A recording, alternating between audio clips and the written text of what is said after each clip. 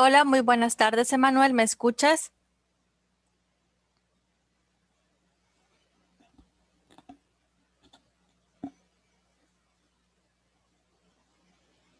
¿Me puedes escuchar y también puedes ver aquí mi pantalla, por ejemplo, la presentación, solo para confirmar que todo esté correcto antes de iniciar con la clase? Bueno, Hola, Emanuel, te escucho. ¿Tú sí me puedes oír? sí, ¿Y también puedes ver la pantalla? sí, también. Ah, excelente. Muchas gracias. Gracias por conectarte, estar aquí en la tarde de hoy en la clase de Introducción a la Contabilidad. Muchas gracias a usted, profesora. Muy bien. Vamos a comenzar entonces con nuestra clase. Algunas participaciones, perdón, profesora, las voy a hacer por chat, ya que todavía estamos aquí en la oficina. Está bien, no te preocupes, Manuel. Vale, Muchas gracias. no, al contrario.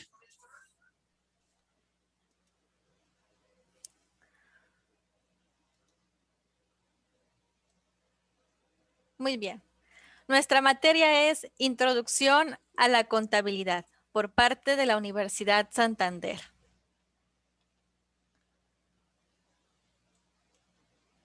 Introducción a la clase del día de hoy.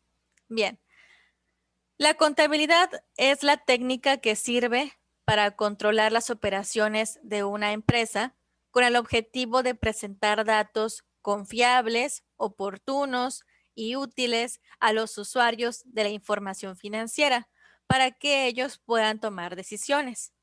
Entonces, básicamente la contabilidad trata de registrar todas las operaciones que se generen en la empresa. Y es muy importante la contabilidad en todo tipo de empresas, ya sea en empresas nacionales o internacionales, en empresas pequeñas, medianas o grandes, en empresas manufactureras, comerciales o de servicios, empresas lucrativas o no lucrativas, etcétera. Entonces, para cualquier tipo de entidad, siempre la contabilidad va a estar presente. Objetivos de la contabilidad. ¿Para qué nos interesa saber de contabilidad? Bueno, porque gracias al registro de todas las operaciones diarias de la empresa podemos realizar o elaborar los estados financieros. Y estos estados financieros deben de estar regulados y deben de estar elaborados conforme a las normas de información financiera que aplican en nuestro país. Porque en esas normas de información financiera, que son las NIF, ahí se establecen, por ejemplo, los elementos que debe de llevar un balance general o un estado de resultados, cuál es el formato que se debe de seguir, etcétera. Entonces, por eso es muy importante también las normas de información financiera. La contabilidad también nos sirve para poder prever el futuro del negocio.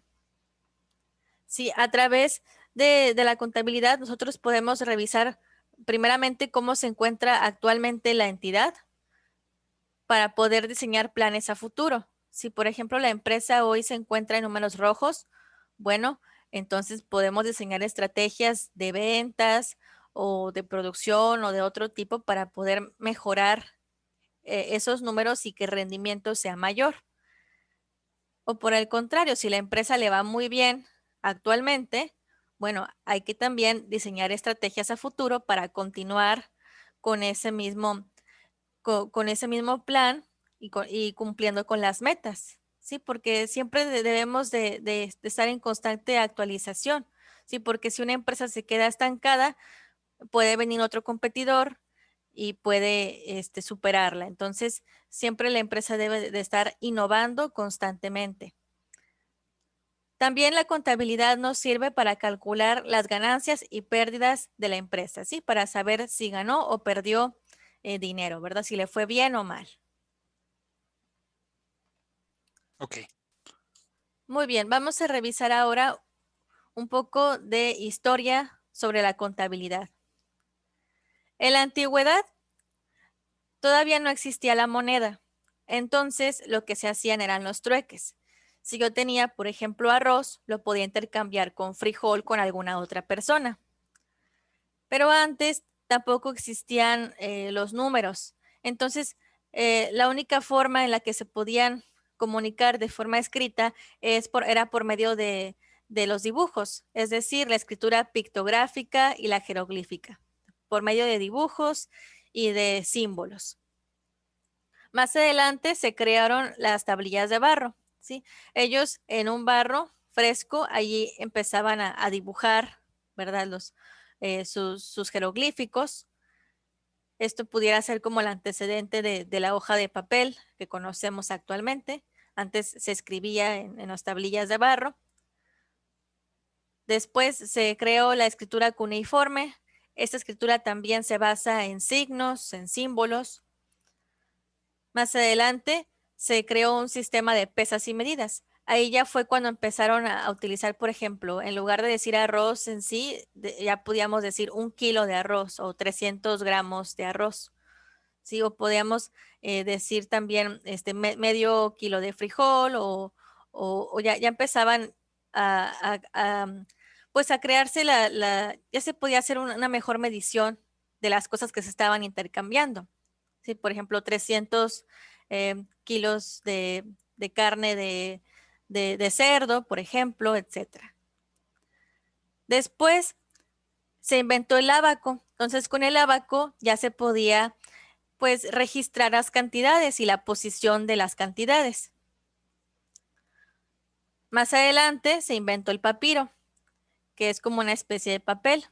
Y ahí fue donde también ya empezaron a hacer los dibujos y la escritura pictográfica a través del papiro. Y después se inventó la moneda, pero la moneda antes era de oro y eran muy grandes, estaban muy pesados. Ya conforme pasó el tiempo, la moneda pues fue evolucionando hasta llegar a lo que ahora conocemos, ¿verdad? Que son básicamente pues como si fuera papel, ¿verdad? El billete que ahora conocemos. Y las monedas pues más pequeñas que son más fáciles de trasladar. Muy bien, esto ocurrió en la antigüedad. Ahora en la Edad Media fue cuando ya se inventó el sistema numérico arábigo, que vienen siendo los números como los conocemos actualmente. Durante el Renacimiento, aquí fue cuando nació y desarrolló el padre de la contabilidad lo que es el registro dual de las operaciones. El padre de la contabilidad es Fray Luca Pacioli y él decía que para todo cargo le corresponde un abono. Él fue el que inventó el sistema de partida doble. Y ese sistema de partida doble, a pesar de haberse inventado eh, hace mucho tiempo, todavía sigue vigente, que es lo que ustedes han visto durante el desarrollo de sus actividades. Y también en esta clase vamos a repasar la teoría de la partida doble en el cual nos dice que pues en todos los registros contables se deben de afectar mínimo a dos cuentas. Una iría en el cargo y otra iría en el abono. En el Renacimiento también se inventó la imprenta. Entonces ahí fue cuando empezaron a circular los primeros diarios y periódicos en los países. En la Revolución Industrial, aquí surgió la industria y el mercantilismo. ¿Sí? En esta época se inventó la máquina de vapor. Entonces, con este gran invento, ya se podían producir muchos productos en masa, en grandes cantidades. Entonces, fue el inicio de las fábricas. También en la Revolución Industrial nació la industria automotriz, gracias a Henry Ford. Entonces, como ya se empezaron a crear las industrias y las empresas, ya era necesario tener a un contador dentro de ellas. Entonces se le empezó a dar más validez oficial a la profesión contable, ¿sí? Porque ya era muy importante que alguien estuviera al pendiente de todos los gastos y de todos los ingresos que surgieran en las industrias. En la época contemporánea, aquí surgió la normatividad contable. Todo esto a raíz de que a principios del año 2000 se detectaron muchas empresas que cometían fraudes.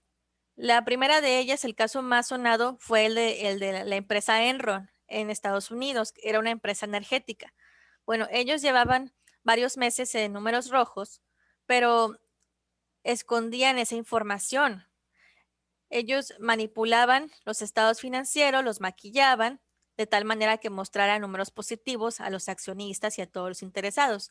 Sí, porque no querían tener problemas. Entonces ellos estaban mal, pero fingían que todo estaba perfectamente bien, hasta que hubo un momento en el que obviamente se descubrió toda la verdad y eso ocasionó pues un gran escándalo. Los dueños pues tuvieron que ir, por ejemplo, a la cárcel, la empresa quebró totalmente, etcétera. Entonces, fue mucho, hubo mucho problema a raíz de eso. Entonces, para evitar los fraudes, se inventaron las normatividades contables, como por ejemplo las normas de información financiera, o también hay una ley que está en Estados Unidos, que es la Sarbanes-Oxley, la ley Sarbanes-Oxley, que también ellos se encargan de, pues, de regular la contabilidad y la auditoría de los mismos para evitar precisamente los fraudes. Y también en la época contemporánea se empezó a desarrollar las computadoras. Entonces los reportes financieros ya se podían elaborar con mayor calidad, porque anteriormente todo era a mano 100%, pero ahora ya podemos hacer uso del Excel o también de otros sistemas más modernos como el Compaq o el SAP, entre otros, que también nos pueden ayudar para poder registrar las operaciones y automáticamente también nos puede elaborar esos sistemas los estados financieros. Entonces, ya ahorita los reportes se pueden hacer con más calidad y también con más rapidez y también con mayor exactitud, porque antes como todo era a mano, pues había más riesgo de tener errores. En el siglo XXI es lo que estamos viviendo. Vemos que hay una globalización e internacionalización de los mercados y de la economía. Esto se ve reflejado porque vemos que muchas empresas no únicamente tienen presencia en un solo país, sino también en otros más, ¿sí? Entonces, incluso nosotros adquirimos productos, por ejemplo, a través del comercio electrónico, a través de plataformas como Amazon o como Mercado Libre. Nosotros podemos adquirir artículos desde otras partes del mundo y de forma rápida nos lo pueden enviar desde hasta nuestros hogares. Entonces, la globalización pues ha favorecido también a que las empresas crezcan y es por ello que las empresas grandes e internacionales necesitan todavía con mayor seguridad a un contador, ¿verdad? Para que el contador les apoye en todas las transacciones que son más. Incluso, pues cada empresa pues ya tiene su propio departamento de contabilidad y dentro de ella pues hay varios contadores, no nada más uno, porque sí son grandes cantidades de dinero y de transacciones que se manejan al día a día. Entonces, esta es la parte de la historia de la contabilidad, cómo fue que surgió. ¿Alguna pregunta hasta el momento acerca de los antecedentes históricos? No, profesora, de hecho ahorita vamos bien, vamos bien. Excelente, Manuel, muy bien. Con gran actitud de viernes. Sí, caray. Muy bien, vamos a continuar entonces. Aquí les muestro un diagrama con las principales cuentas contables. Las principales cuentas vienen siendo el activo, el pasivo y el capital. El activo son todos los bienes y recursos que tiene la empresa. Y el activo se puede dividir en tres, en circulante, en fijo y en diferido. El activo circulante son todas las cuentas o los elementos o partidas que son efectivo o que se pueden convertir en efectivo muy rápidamente en un plazo menor de un año. Los activos fijos son todos los recursos que posee la empresa que se compraron para tenerlos permanentes en la empresa, porque se adquirieron con la finalidad de usarlos, no tanto con la intención de venderlos, sino para utilizarlos en el día a día dentro de la empresa. En la siguiente diapositiva vamos a ver ejemplos de esto. Como activo diferido, este se define como todos los gastos pagados por anticipado que generan el derecho de recibir un beneficio posterior. Si todos los gastos que se hagan por adelantado son diferidos, activos diferidos. Los pasivos son las deudas que tiene la empresa. También se divide en circulante, en fijo y en diferido. El circulante viene siendo todas las deudas que debe de pagar la empresa en un plazo menor de un año. Los pasivos fijos son todas las deudas que debe de pagar la empresa con vencimiento mayor de un año. A más de un año ya es fijo. Y diferido son todos los cobros anticipados efectuados que generan la obligación de proporcionar un servicio posteriormente. Sí, son todos los cobros que se hacen por adelantado, ya sea de los clientes o de algún deudor, ¿sí? Entonces, todo lo que se cobra antes por parte de la empresa es un pasivo diferido. El capital se divide en dos, en ganado y en contribuido. El ganado viene siendo la utilidad neta, que fue lo que ganó en el periodo, la utilidad neta. Los dividendos, que viene siendo cuando la utilidad neta la reparten entre los socios, de acuerdo al porcentaje que les corresponda, según lo que los socios hayan aportado y como esté estipulado jurídicamente en el contrato de la empresa. Entonces, los dividendos es lo que se le reparte a los socios. Las reservas de capital es como si fuera un ahorro que hace la empresa. Según la ley, tienen que guardar un 10% de más o menos de la utilidad.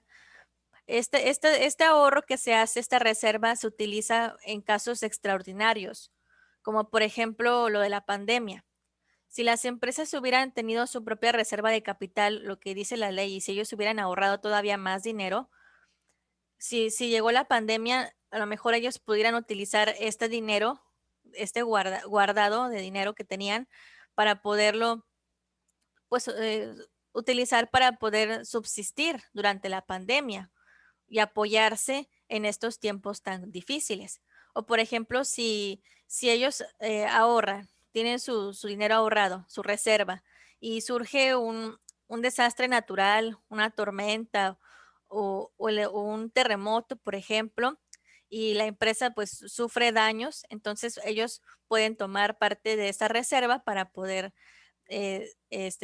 seguir adelante con este problema que se les presentó, con este imprevisto.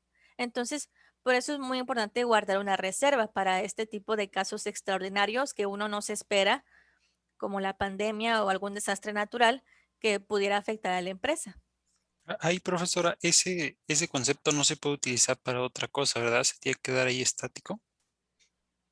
Estático es, ¿cómo que estático? Perdón. Ojo, como que invertirlo a plazo o algo. O tiene que estar ahí disponible para cuando se requiera. Exactamente, tiene que estar disponible porque uno nunca sabe cuándo se va a necesitar. Los imprevistos suceden y uno no está preparado para ello. Entonces, pues así ellos tienen su reserva y ya lo pueden tomar porque ya lo van a tener ahí listo para tomarlo y usarlo en ese momento que se ocupa. Ok. Tiene que ser solamente en efectivo. Sí, pues es en efectivo, exactamente. Ok, va. Ujú. Muy bien. El capital contribuido es el capital social, que es lo que aportan los socios. Los socios pueden aportar a la empresa en dinero, que es el capital social, o pueden aportar en especie. Si un accionista tiene un tráiler, sí, que ellos pudieran aportarle a la empresa, bueno, ese tráiler pues lo trasladan a la empresa y es una aportación en especie porque no es en dinero, es un tráiler en sí. Entonces, puede ser de las dos formas, en dinero o en especie. Y también, como capital contribuido, podemos tener la prima en venta de acciones. Esto viene siendo la ganancia que obtiene la empresa por vender alguna participación en las acciones. Sí, las empresas que cotizan en la Bolsa Mexicana de Valores, bueno, ahí ellos venden algún porcentaje de la empresa y así de esta forma adquieren un nuevo socio para que les pueda apoyar en la operación de la entidad. Muy bien, entonces estas son las principales cuentas contables. En este diagrama les presento al activo y pasivo y las diferentes cuentas que entrarían en cada clasificación. Por ejemplo, activo circulante Puede ser caja, bancos, inversiones temporales, mercancías, clientes, documentos por cobrar, deudores diversos, anticipo a proveedores. Como activo no circulante o activo fijo, que es lo mismo, entrarían los terrenos, edificios, mobiliario, los equipos de cómputo o de reparto, depósitos en garantía, inversiones permanentes. Como activos diferidos son todos los gastos que se realicen, por ejemplo, de instalación, de mercadotecnia, papelería y útiles, de publicidad, primas de seguros o rentas que se pagaron por adelantado, etc. Como pasivos a corto plazo o circulantes están los proveedores, los acreedores diversos, los impuestos por pagar, gastos pendientes de pago, todas las deudas que se paguen en menos de un año. El pasivo a largo plazo, tenemos las hipotecas por pagar, los documentos por pagar que sean a largo plazo y las cuentas por pagar también a largo plazo. Y como pasivo diferido, tenemos las rentas cobradas por anticipado y los intereses cobrados por anticipado. Entonces, es muy importante que ustedes conozcan las cuentas para que sepan qué significa y poder utilizarlos en los registros contables y también en el momento de elaborar el balance general. Entonces, para que ustedes comprendan la definición de cada cuenta, yo les recomiendo estos dos libros, el de Contabilidad Básica de la Universidad de Hidalgo y el de primer curso de contabilidad. Ambos yo los encontré en internet, entonces ahí en su buscador de Google pueden ustedes buscar este libro de contabilidad básica de Universidad Autónoma del Estado de Hidalgo y aproximadamente en este libro, en la página 22, vamos a revisar, en la página 22, aquí les definen, por ejemplo, qué es un activo, pasivo, capital, cómo se clasifican y más adelante vienen las cuentas con su descripción para que ustedes conozcan en qué momento se utilizan estas cuentas. Ahorita vamos a ver un ejercicio, pero sí es muy importante que ustedes que van comenzando con la contabilidad, que primero se aprenden muy bien la definición de cada cuenta y también cuándo se acomodarían en el cargo y cuándo en el abono, pero ahorita también lo voy a explicar. Pero aquí vienen todas las cuentas de activos y de pasivos, toda la definición, a partir de la página 22 de este libro de contabilidad básica. Y también en este otro libro de primer curso de contabilidad de Elías Lara Flores, también este lo encontré en internet. Esta versión es muy antigua, ya actualmente ya van mucho más adelantado, pero no ha cambiado mucho porque la contabilidad sigue siendo, se maneja exactamente igual. Como les comentaba, por ejemplo, el principio de partida doble fue en el año de 1400 y todavía sigue vigente, entonces no cambia mucho.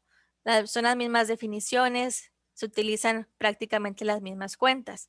Entonces, en este libro, en el capítulo 3, es donde se explican también las cuentas, la definición de cada una. Por ejemplo, aquí están todas las del activo, tenemos aquí caja, bancos y la definición. Entonces, en algún tiempo libre, ustedes pueden buscar aquí en estos libros la definición, estudiar. O si ustedes tienen algún otro libro o por internet, también pueden repasar las cuentas, pero esto sí es muy importante que se las aprendan. Y también este tema también es indispensable, las reglas básicas para el registro contable. Por ejemplo, ¿cuándo acomodaríamos un activo en el cargo o en el abono? Bueno, si un activo entra a la empresa o si la empresa adquiere un activo, entonces se colocaría aquí en el cargo, porque entra, aquí está la flechita, entra en la empresa. Pero si la empresa vende el activo o se deshace de él, entonces disminuye y se colocaría aquí en el abono, en el lado derecho, ¿sí? Entonces, cuando aumenta un activo va en el cargo, cuando disminuye va en el abono. Y los activos normalmente son con saldo deudor. El pasivo se comporta al contrario del activo. Cuando la empresa adquiere una deuda, entonces se coloca aquí en el abono, aquí está la flechita. Cuando entra una deuda a la empresa, va en el abono. Y cuando la empresa paga la deuda, entonces se coloca aquí en el cargo.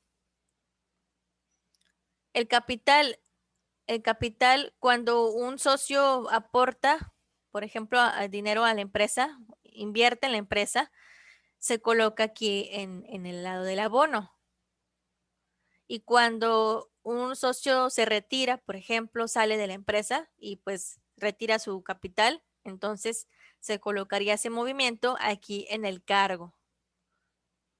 Estas reglas son indispensables. Ahorita vamos a ver un ejemplo para aplicar las reglas y las cuentas contables. En los gastos, aquí, por ejemplo, cuando la empresa hace un gasto, porque necesita comprar, por ejemplo, papelería o un gasto de instalación, aquí se colocaría en el cargo. Y cuando casi no se utiliza el abono, pero por ejemplo, suponiendo que yo compré unas plumas de papelería, compré unas plumas para la oficina, pero salieron defectuosas. Entonces, si yo soy la empresa y yo regreso esas plumas al acreedor porque no, pues no funcionaron, entonces pues ese gasto para mí, que yo soy la empresa, pues va a disminuir porque pues estoy devolviendo las plumas, ya que no funcionaron. Entonces aquí se colocaría una disminución en los gastos. En los ingresos, cuando la empresa tiene una venta, se coloca en el abono, el registro. Pero volvemos a lo mismo. Si yo, por ejemplo, vendo celulares y vendí un celular a un cliente, pero al cliente ese celular le salió defectuoso, entonces me lo regresa a mí. Entonces, pues mis ingresos van a disminuir porque pues el cliente me lo está regresando, el celular. Entonces voy a registrar esa devolución aquí en el cargo. Está disminuyendo mi ingreso porque pues el cliente me lo está devolviendo. Entonces, tanto estas reglas de cuándo aumenta o disminuye un activo, pasivo, capital, gastos, ingresos y también las cuentas de contables son la base de la contabilidad. Entonces, estudien muy bien esta parte. Vamos a ver un pequeño video para recordar la teoría de la partida doble, el cual fue inventado por Fray Luca Pacioli, el padre de la contabilidad. Vamos a ver si se escucha el video a través del Zoom. A ver, veamos. Sistema de partida doble. Sí, Sí, muy bien.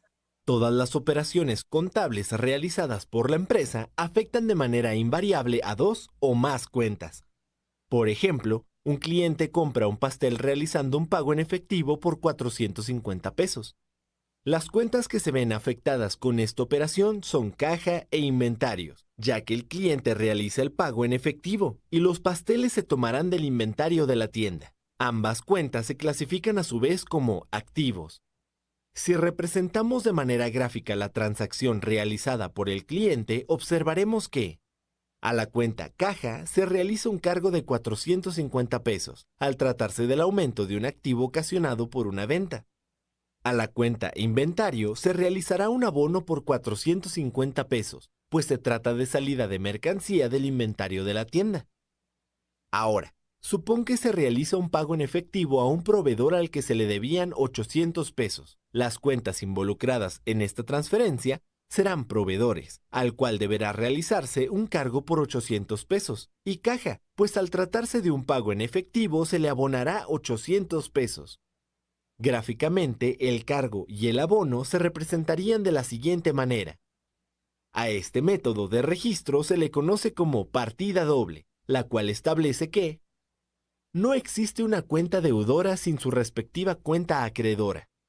Con cada cargo deberá realizarse un abono. En todo momento, en cada transacción, la suma de lo anotado en el debe será igual a lo anotado en el haber.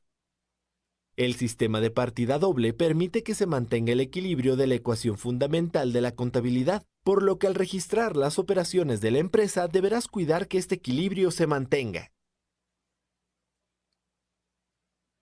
Muy bien, entonces era lo que decíamos, que cuando registremos una operación vamos a afectar a dos cuentas, una va en el cargo y otra en el abono. Sistema de... Y cuando nosotros registramos las operaciones, lo hacemos a través del libro diario. El diario general es un libro en el que se registran de forma manual o electrónica todas las transacciones económicas que se efectúan en una organización, y estas transacciones se deben de anotar de forma cronológica conforme van ocurriendo. Este es un ejemplo de un libro diario. Aquí en la primera columna colocamos la fecha de la transacción, el número de cuenta. Este número de cuenta corresponde al catálogo de cuentas. Cada empresa tiene su propio catálogo de cuentas. Por ejemplo, los 100 son los activos, los 100, 00001 es la cuenta de banco, ¿sí? Para poder clasificar mejor las cuentas, pero estos números varían según las empresas. Ellos les van a mostrar el catálogo y cómo ellos lo clasifican. Y luego aquí en la parte de cuentas vamos a anotar nuestro asiento. En este caso, en el lado del cargo, como está un poquito más pegado al margen del lado izquierdo, aquí del lado del cargo o del debe va a bancos, clientes y almacén. Por eso están de aquí de este lado. Y todas las cuentas que vayan a afectar al lado del haber o en el abono, aquí vamos a anotarlas dejando un espacio más amplio para poderlo diferenciar lo del cargo y lo del abono. Entonces aquí dejamos un espacio y aquí en este caso proveedor y capital social pues irían en el lado del haber o del abono. Entonces aquí por eso dejamos este espacio más pronunciado. Esta cuenta de parcial casi no se utiliza, a menos de que pues se realicen algunos pagos parciales, pero en este caso no. Y luego aquí en el debe y en el haber es donde anotamos las cantidades. De bancos fueron 1,5 millones. Entonces, y como estuvo en el debe, por eso aquí la cuenta de bancos está más pegado al margen del izquierdo y colocamos la cantidad en el debe. La cantidad de los clientes fue 627,000 y almacén 150,000. Y de proveedor y capital social, como van en el lado del haber, en este registro del ejemplo, bueno, entonces el proveedor lo colocamos dejando un espacio y la cantidad iría en el lado del haber, igual que el capital social. Y aquí, al terminar de registrar las cuentas, aquí podemos nosotros hacer una anotación de lo que ocurrió. Por ejemplo, este fue un asiento de apertura de la empresa. Cuando son asientos de apertura, pues quiere decir que son los saldos que se obtuvieron del mes anterior o para iniciar el mes. Si a lo mejor en diciembre nos quedaron estos saldos, entonces aquí los están registrando para el 1 de enero. Son como los saldos iniciales. Entonces, aquí describimos la transacción, lo que está pasando, y luego aquí abajo continuamos. El 2 de enero, ¿qué fue lo que ocurrió? Bueno, se vendió algo o se compró algo y lo registramos aquí conforme el libro diario. Posteriormente, vamos a registrar las operaciones en el libro mayor, o también se le conoce como cuentas T porque tiene una forma de T, como aquí. Esta línea que se ve aquí color naranja, con color naranja más fuerte, aquí simula una T. Entonces, el libro mayor es un libro en el que se clasifican de forma individual y separada todos los aumentos o disminuciones de las cuentas específicas. Por ejemplo, aquí abrimos una cuenta T para todos los movimientos de caja. Sí, aquí anotamos el número del asiento contable. Por ejemplo, si aquí fue el asiento 1, el primer asiento contable, aquí voy a ponerle 1. Y aquí el saldo de caja lo voy a escribir aquí, donde corresponde, ya sea en el debe o en el haber, según el movimiento que se hizo en la empresa. Y al final, por ejemplo, si aquí en caja, aquí pongo otro asiento, número 2, y pongo aquí 400 pesos, entonces al final voy a sumarlo. 2,000 más 400 aquí, por ejemplo, serían 2,400 de saldo deudor. Aquí, por ejemplo, tenemos la cuenta de clientes. Y aquí también anotamos aquí el número de asiento contable para identificarlo.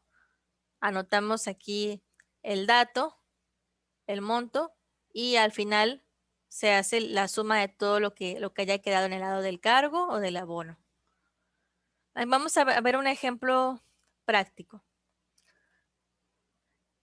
Dice, el banco concede un préstamo a la empresa por 250,000 para ser pagado en 3 años. Entonces, para hacer el asiento contable, primero hay que identificar lo que vienen siendo las cuentas que se van a afectar. En este caso, ¿qué cuentas se afectan? Bueno, la empresa pues fue a pedir un préstamo al banco, entonces cuando le presta el dinero el banco a la empresa, pues se lo depositan en la cuenta del banco, ¿verdad? Entonces vamos a afectar la cuenta de banco y la cuenta de préstamo bancario a largo plazo, porque como es a 3 años, dijimos que las deudas mayores a 1 año, pues ya sería a largo plazo. Entonces, se afecta primero la cuenta de banco y la de préstamo. Ya identificamos las cuentas que se van a usar. Ahora, banco, ¿qué es? ¿Es una cuenta de activo, de pasivo o de capital? Aquí podemos. Sí, dime. Activo. Muy bien. Según aquí nuestro diagramita que les mostré, aquí vemos que el banco está en el activo. Y el préstamo bancario viene siendo un pasivo, ¿verdad?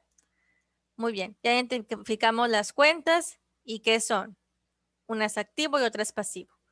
Ahora, ¿cómo vamos a registrarlo? ¿Qué cuenta va a ir en el cargo o en el debe o en el haber? Bueno, bancos es un activo y vamos a analizar lo que pasó. Entró dinero a la empresa, entró dinero a los bancos de la empresa, a la cuenta de la empresa. Entonces, como entró el activo, según estas reglas, como entró, se coloca en el cargo. Entonces, por eso aquí estamos poniendo bancos, va en el debe o en el cargo, 250,000. Y la deuda, la empresa adquirió una deuda con el banco por el préstamo. Entonces, cuando se adquiere una deuda, es un pasivo. Cuando se adquiere una deuda, se coloca en el abono. Entonces, préstamos bancarios a largo plazo, lo ponemos en el haber. ¿Sí? Entonces, por eso es que les comento que es muy importante que estudien muy bien las cuentas y también las reglas para el registro contable, ¿sí? Para saber cómo acomodar esas cuentas cuando nosotros estamos haciendo los asientos. Muy bien, ¿alguna duda del asiento 1? Si de ese préstamo, profesora, digo, eventualmente se va a pagar en el año 1 una parte, ¿ok? Ese no se registraría en préstamos a corto plazo, esas, no sé, 80,000 pesos. No, sigue siendo a largo plazo. Aquí cuando lo paguemos, se va a disminuir la cuenta de préstamos bancarios a largo plazo. Por ejemplo, aquí hay un asiento de eso. Por ejemplo, aquí se paga con una letra de cambio el préstamo del banco, pero nada más se va a pagar 6,944 de todo el total que le deben, que era 250,000. Entonces, aquí, ¿qué va a pasar? Bueno, como le va a pagar esta parte, el préstamo a largo plazo va a disminuir 6,944.44. Entonces, como esta deuda va a disminuir, según la regla, el pasivo disminuye, vamos a ponerlo aquí en el cargo. ¿Y cómo pagamos esa partecita de la deuda que teníamos? Bueno, se pagaría con un documento por pagar porque se pagó con una letra de cambio. Entonces, un documento por pagar también es un pasivo. Un documento que vendría siendo, si un documento por pagar aquí está, es un pasivo. Entonces, haz de cuenta que la empresa decidió pagar una deuda con otra deuda, pero otro tipo de deuda, pero bueno, ya al menos ya disminuyó la deuda del banco y lo pagó con una letra de cambio. Entonces, como aumentó ahora una deuda con el documento por pagar, entonces aquí se colocaría en el haber. Pero suponiendo que la empresa pagó la deuda con efectivo, bueno, entonces aquí sería caja, porque pagó la deuda a largo plazo con caja, con dinero. ¿Sí? Entonces, pero se queda la misma cuenta de a largo plazo. Sí, porque esa fue la naturaleza de la cuenta desde un inicio.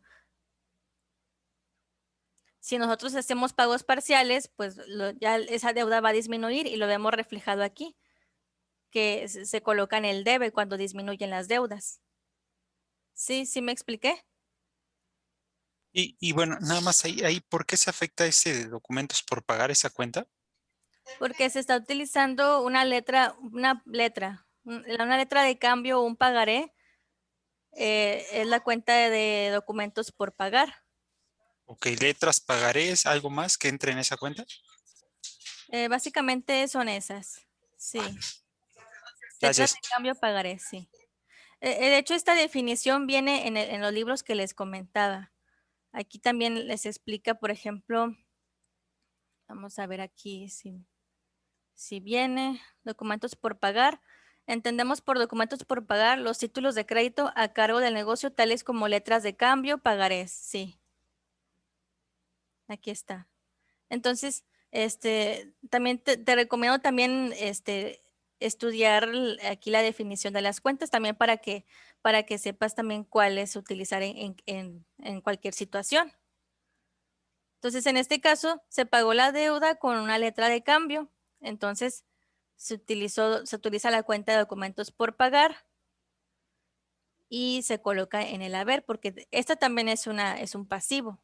Entonces, cuando aumenta un pasivo en la empresa, va en el abono. ¿Sí? ¿Alguna pregunta? No. Muy bien. Vamos a ver otro ejemplo. Por ejemplo, aquí, la empresa compra mercancía a crédito por 30 días. Entonces, las cuentas que se van a afectar es la de mercancía y como fue a crédito, entonces cuando se compra mercancía a crédito, según la definición de las cuentas, se utiliza lo que es la cuenta de proveedores.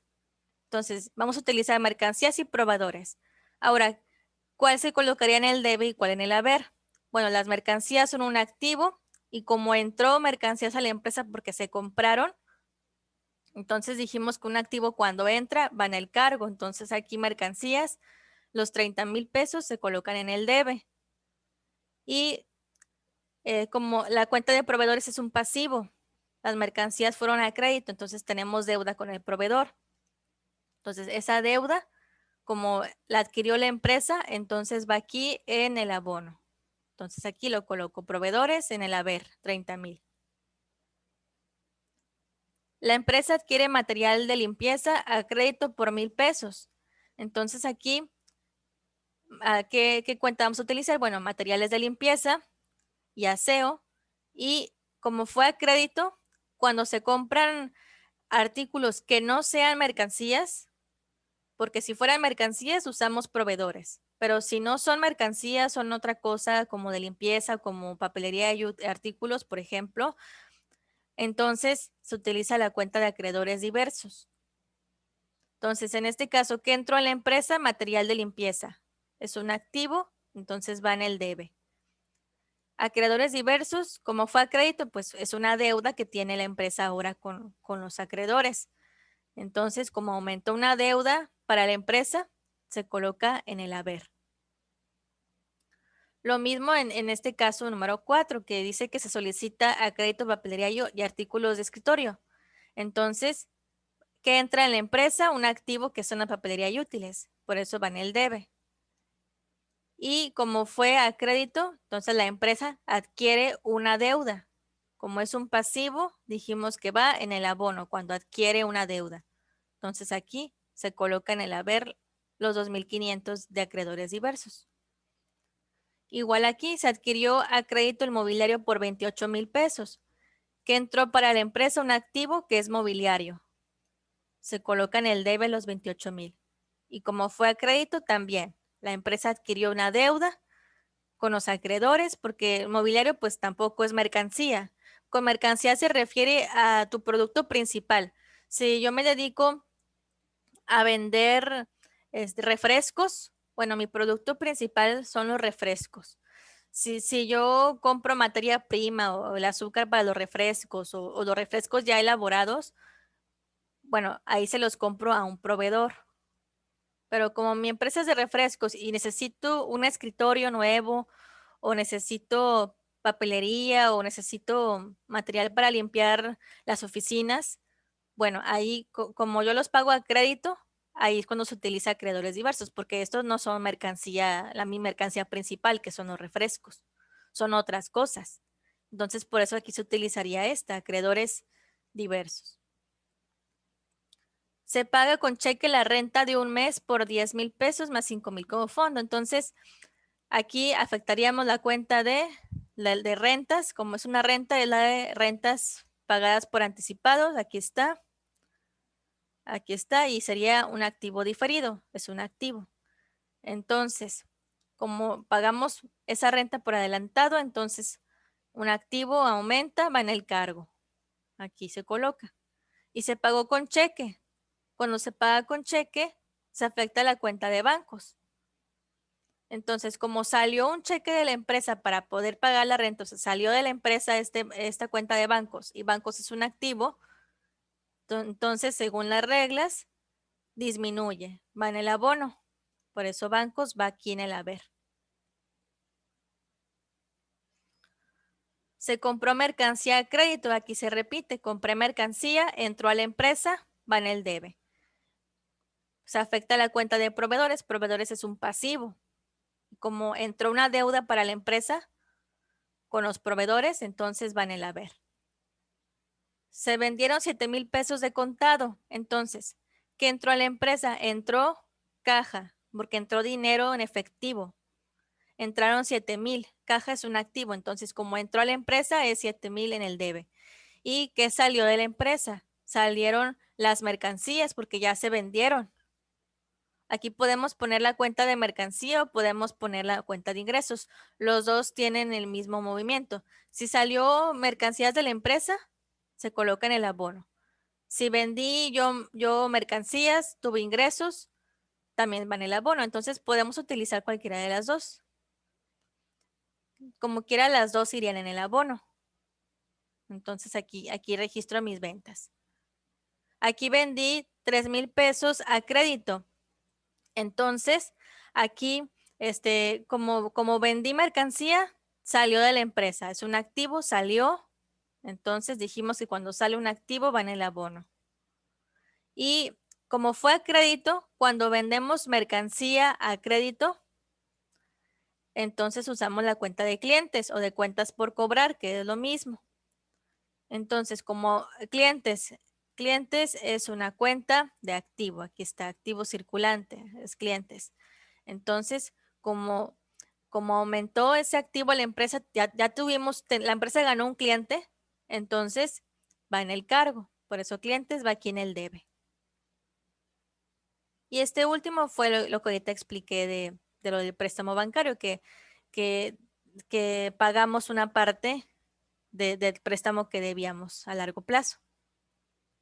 Muy bien, ¿alguna pregunta de estos asientos? No. Muy bien. Todo bien. Entonces, una vez que registremos los asientos en el libro diario, vamos a pasarlos en las cuentas T o en el libro mayor. Entonces, aquí dibujamos nuestra T y abrimos una cuenta para cada una de ellas. Por ejemplo, bancos. Bueno, vamos a empezar con el primero. El primero dijimos que bancos y préstamos bancarios. Entonces, por 250,000. Entonces, aquí voy a dibujar una T para bancos y otra T para préstamos bancarios. Aquí están. Ahora vamos a anotar las cantidades. ¿Cómo quedaron registradas? Bueno, bancos quedó en el debe y préstamos bancarios en el haber. Entonces aquí, bancos, aquí está en el debe, 250,000. Aquí yo pongo el número para identificarlo, el asiento 1 de 250,000 pesos de bancos, aquí lo coloco en el lado izquierdo porque es en el debe. Y los préstamos bancarios quedaron en el lado del haber.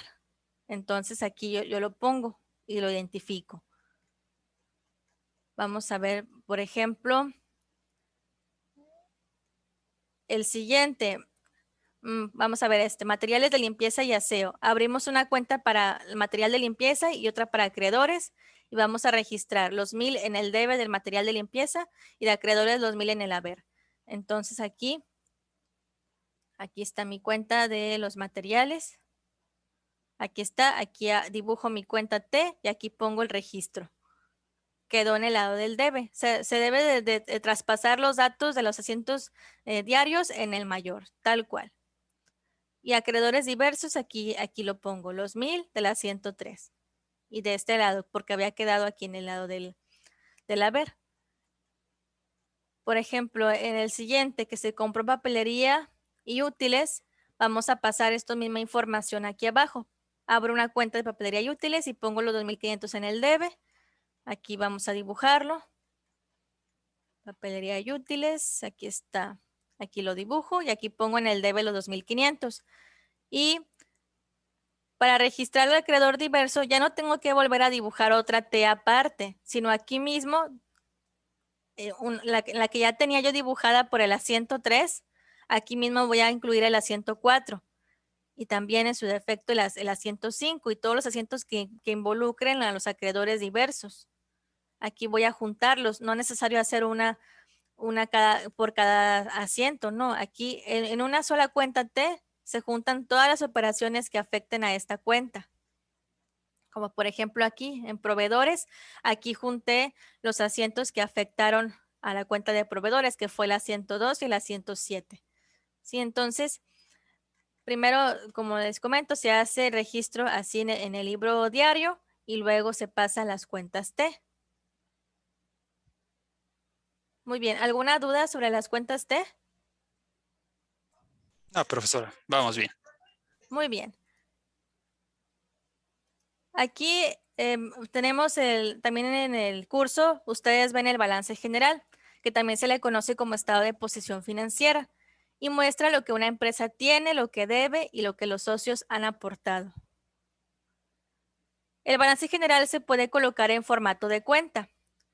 Por ejemplo, cuando es en formato de cuenta, aquí primero ponemos el nombre de la empresa, el nombre del estado financiero, que es balance general, a tal fecha, y de un lado colocamos todos los activos, circulantes, fijos y diferidos, y luego los sumamos todos y obtenemos un total de activos. Y del otro lado vamos a colocar los pasivos y el capital.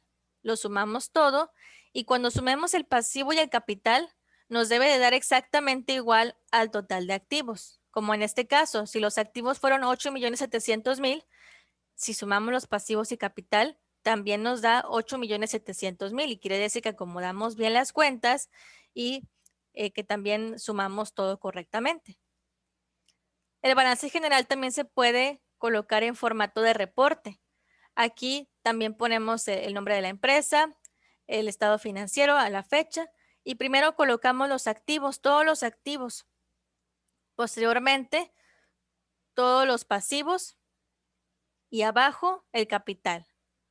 Y de igual forma, aquí sumamos todo. Aquí tenemos el total de activos con el total de pasivo y capital y también nos coincide 8.700.000.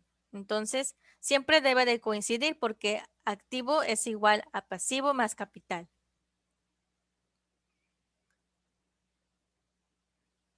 Los dos formatos del estado de balance general son correctos, ya depende del gusto de la empresa cual quiera utilizar. El estado de resultados también se le conoce como estado de pérdidas y ganancias. Y aquí se muestra de una manera detallada todos los ingresos, gastos, así como el beneficio o pérdida que se genera en una empresa durante un periodo determinado. Y básicamente se compone de las ventas, le restamos el costo de ventas y tenemos la utilidad bruta. Después a la utilidad bruta le vamos a restar todos los gastos, ya sea de operación, de administración y de ventas, que son los más comunes. Y después nos genera una utilidad de operación. Y a la utilidad de operación le podemos restar el ISR, que es el 30% según la ley, el 30% de la utilidad de operación. Y cuando ya le restamos el impuesto, también le podemos restar el PTU, que es la participación de los trabajadores, que según la ley es del 10%. Entonces, le quitamos los impuestos que dice la ley del ISR y del PTU y nos va a quedar la utilidad neta. Sí, entonces básicamente así es como se compone el estado de resultados. Aquí, por ejemplo, les voy a mostrar un ejercicio que tenía preparado, pero por tiempo ya no vamos a poderlo completar, pero la idea es que, por ejemplo, aquí tenemos todas las cuentas y yo le recomiendo clasificarlas a cuál estado pertenece, sea el balance general o el estado de resultados. Y después clasificarlo, por ejemplo, si es del balance general, identificar si es activo fijo, pasivo circulante, capital contable, etcétera. Sí, igual si ustedes quieren aquí tomarle captura de pantalla o fotografía y quieren hacer el ejercicio en su casa para repasar, también lo pueden hacer. Estos son los datos. Yo les recomiendo clasificarlos y con base en esta información pueden ustedes elaborar el estado de resultados y el balance general. Aquí el estado de resultados, aquí puse las fórmulas completas. Por ejemplo, aquí en el problema ya nos dan las ventas netas, tal cual. Pero si no las tuviéramos, ¿cómo se calculan? Bueno, serían ventas menos las devoluciones sobre ventas, menos los descuentos sobre ventas. Y ya nos dan las ventas netas. El costo de ventas, aquí los datos ya nos los dan tal cual, que es 8,585. Pero si no nos dieran este dato, la fórmula para calcular el costo de ventas es inventario inicial más las compras netas y nos da el total de mercancías que tiene la empresa, menos el inventario final y ya nos da el costo de ventas. Entonces ya ahora sí ya podemos hacer la resta de ventas menos costo de ventas en la utilidad bruta, que era lo que les mostraba aquí en la presentación. Y después continuamos con todos los gastos. Si sumamos todos los gastos financieros, de dirección, de administración, todos los gastos que tenga la empresa, nos dan todos los gastos de operación. Y para ello, a la utilidad bruta le restamos los gastos y tenemos la utilidad de operación. Aquí se los marqué. Y luego, si tiene otros ingresos o otros gastos extraordinarios la empresa, también aquí se colocan.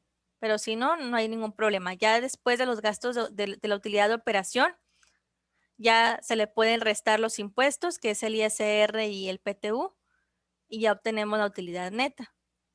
¿Sí? Entonces, aquí yo les quería mostrar pues todas las fórmulas completas para que ustedes vean cómo se calcula el estado de resultados de forma completa, porque aquí en el ejercicio o en muchos ejercicios que se van a encontrar en su carrera, ya les van a dar los datos directos, aquí como las ventas netas y el costo de ventas, pero en dado caso de que no se los den, entonces aquí hay que desglosarlos según los datos que nos dé la compañía. Aquí, por ejemplo, dejé muchos en blanco porque para resolver el ejercicio pues ya no los daban directo. Entonces, la utilidad neta, este dato va en el balance general y iría aquí en el lado del capital contable. Aquí ya vamos a hacer nuestro balance. En este caso lo quise hacer en formato de reporte con colores para poder identificarlo para ustedes.